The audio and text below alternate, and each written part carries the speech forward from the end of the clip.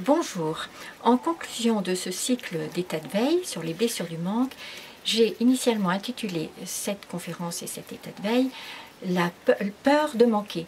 Et plutôt que de continuer à m'interroger est-ce que je mets peur au singulier ou au pluriel, ce qui est bien sûr pas du tout la même expérience, j'ai décidé que j'allais encore réduire le titre et ça va être manquer à l'infinitif. Pourquoi? Parce que ça me permet comme ça tout de suite de les associer, donc les trois verbes auxquels je tiens beaucoup, sur les blessures de notre vie au sens réel et naturel, donc manquer, perdre, échanger. Et là, donc, ce qui va être commun, c'est ce que Christian Bobin rappelle aussi dans le titre d'un de ses livres, c'est notre part manquante, cette part de nous qui ne sera heureusement d'ailleurs jamais comblée, jamais pleine, jamais satisfaite complètement. Donc, comment revenir à cette expérience-là? Eh bien, je me suis interrogée, qu'est-ce qui rend ce manque tellement difficile? Alors, ce que je me suis dit, c'est d'une part, effectivement, il y a cette nécessité de manquer pour grandir, pour apprendre, pour gagner en maturité, mais il reste quelque chose dans notre constat qui renvoie justement à cette conférence comme une façon de boucler bien sûr ce cycle, mais aussi de faire quelques révisions.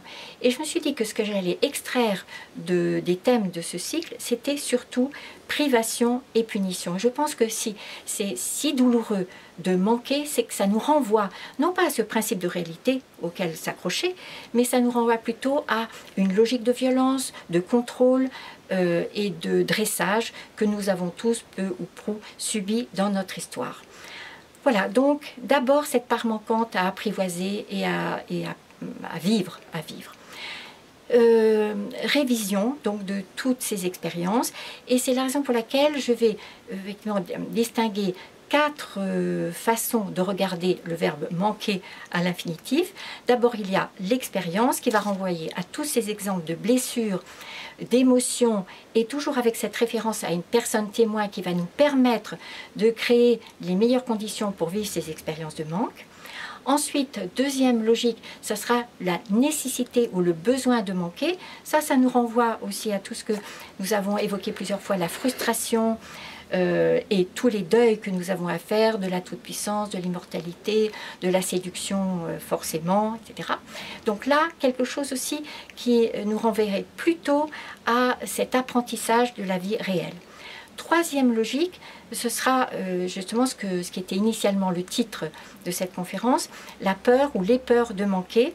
Et cette fois-ci, ce seront plutôt les thèmes de quels sont les modèles que nous avons eus, et ensuite quelles sont les sécurités ou les insécurités qui vont rendre cette peur évidemment jouable, supportable, ou au contraire pas du tout, avec toutes les ruses que nous avons tous mises au point pour éviter évidemment de traverser cette peur, celle du vertige, du vide, etc. etc. J'y reviendrai.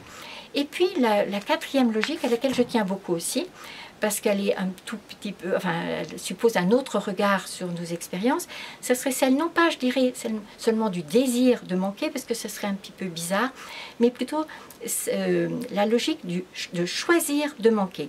Alors, ça sera discipline, ça sera ascèse, ça sera tous ces choix que nous pouvons faire pour des raisons médicales, ou religieuses, spirituelles, économiques, personnelles, sportives également, qui suppose donc, je dis bien, discipline, volonté, mais qui suppose évidemment d'autres choses. Et tout à coup, je me suis souvenu que l'atelier que j'avais animé au début de l'année sur comment voyager à l'étranger avec un sac qui ne fasse pas plus de 4 kilos, j'avais sous-titré ou la peur de manquer. Donc aussi, voyager suppose de traverser, à moi de le faire avec des malcabines et de le faire évidemment dans des conditions de luxe et de volupté, mais quand je parle de voyager, c'est faire cette expérience de parcourir le monde avec le minimum sur son dos et de voir effectivement tout ce que ça peut nous faire vivre intérieurement, que cette expérience d'avoir peur de manquer et puis ensuite de l'expérience de manquer réellement.